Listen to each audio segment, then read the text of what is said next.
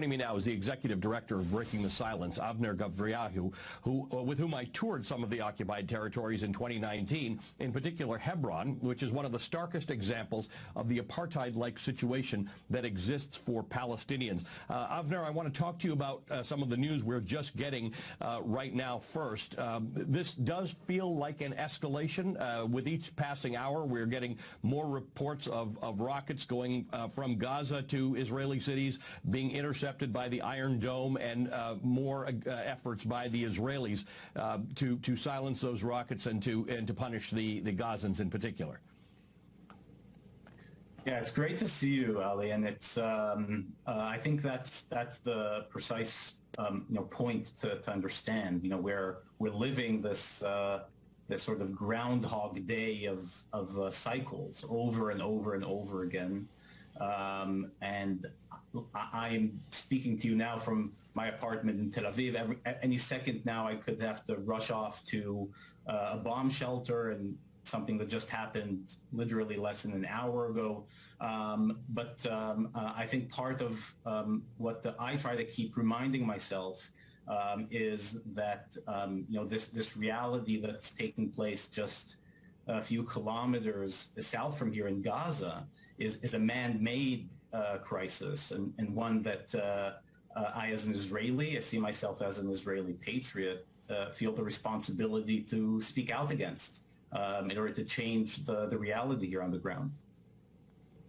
Avner, we know many people here in the United States whose kids willingly go over to Israel to join the armed forces in standing in solidarity with a country that they rightly believe deserves to live in peace and free of harassment.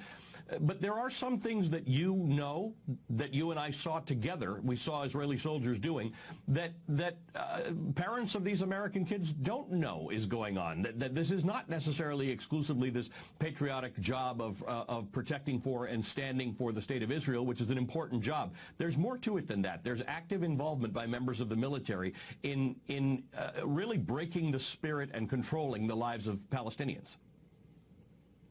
I mean, I would say, and this is true to Gaza, but definitely true to Israel in general. Israel not only has the right, but I believe the duty to protect its citizens. And shooting into a populated area, I believe, is indefensible and should be condemned. And I say that, unequivocally, and I think that's important to understand. But we also have to realize that when we talk about Israel's control over Palestinians, and this is true to the West Bank and this is true to the Strip, what we've been doing for many, many years now, and this has definitely been true, with Netanyahu's leadership, is do whatever we can to entrench the occupation. And in the same way that we maintain our control over Palestinians in cities like Hebron, with patrols, checkpoints, night raids, making our presence felt, showing our control, as we've discussed on the streets of Hebron, some of these streets totally closed off for Palestinians, or as soldiers call them, sterilized roads. We also see a reality, not only in Hebron, but also in the Gaza Strip, that part of the way that we control the Gazans are these reoccurring operations. This concept of mowing the lawn, that we are sort of in these cycles of violence. Now, this does not mean there is no Palestinian violence. This does not mean that there isn't responsibility on leaderships on both sides. But I think it is important to say that a big part of the energy Israel is using with its military forces, not in order to defend the state of Israel so much as it's to defend the Israeli control over Palestinians.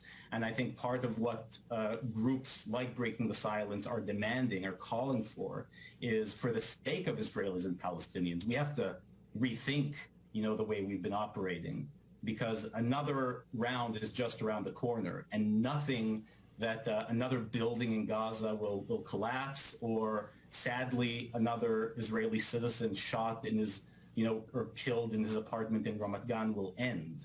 The only way to end it is with political will, and that's why it's so important for us to, as those who carried out this military control, to speak out.